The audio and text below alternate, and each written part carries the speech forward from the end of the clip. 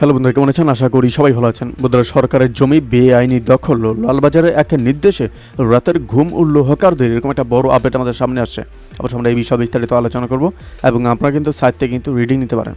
বন্ধুরা, খোদ রাজ্যের মুখ্যমন্ত্রী এই নিয়ে অসন্তোষ প্রকাশ করেছিলেন। পুলিশ ও সরকারি আধিকারিকদের সঙ্গে বৈঠকে সরকারি জমির অবৈধ দখল নিয়ে উম্মাদ প্রকাশ করেছিলেন মমতা বন্দ্যোপাধ্যায়।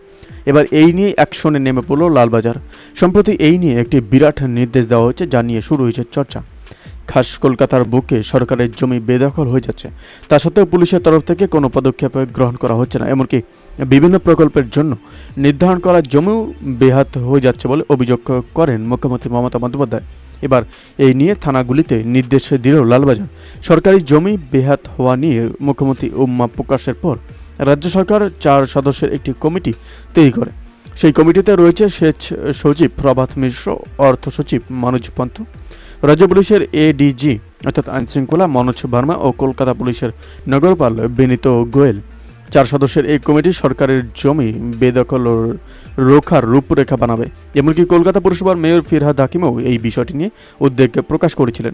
এবার সরকারি জায়গা থেকে অবৈধ দখলদার ও হকারদের সরানোর নির্দেশ দিল লালবাজার। জানা যাচ্ছে, গত শুক্রবার এই মর্মে থানাগুলিকে অবৈধ দখলদারদের বিরুদ্ধে অভিযান চালানোর কথা বলা হয়েছে।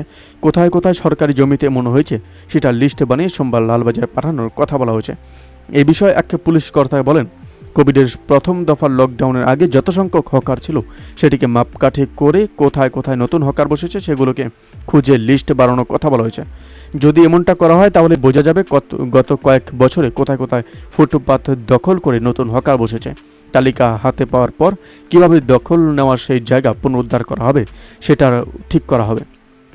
একই সঙ্গে বলা হয়েছে, থানায় যদি কোনো জমি দখলের অভিযোগে ধরা জমা পড়ে থাকে তাহলে সেটার কলকাতা পুলিশের অন্তর্গত থানাগুলিতে যাচাই করতে হবে। লালবাজারের তরফ থেকে এমন নির্দেশ দেওয়া হয়েছে। শুক্রবার এই নিয়ে লালবাজারে একটি উচ্চ পর্যায়ের বৈঠক হয়েছে। এরপর এই নির্দেশ জারি করা হয়েছে। বন্ধুরা, এই আপডেট প্রসঙ্গে আপনাদের কি মতামত অবশ্যই কমেন্ট করে জানাতে বলবেন না। ভালো থাকবেন, সুস্থ থাকবেন, ধন্যবাদ। দেখা হচ্ছে নতুন একটি ভিডিওতে।